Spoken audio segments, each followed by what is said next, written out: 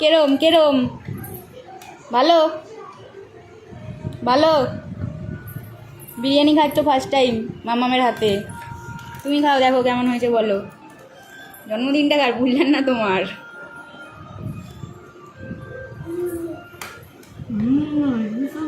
হ্যাঁ chicken chicken চিকেনটা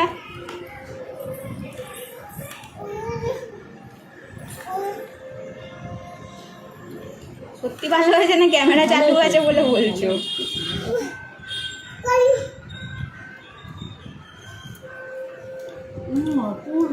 হ্যাঁ ঢপ মারছো ক্যামেরা।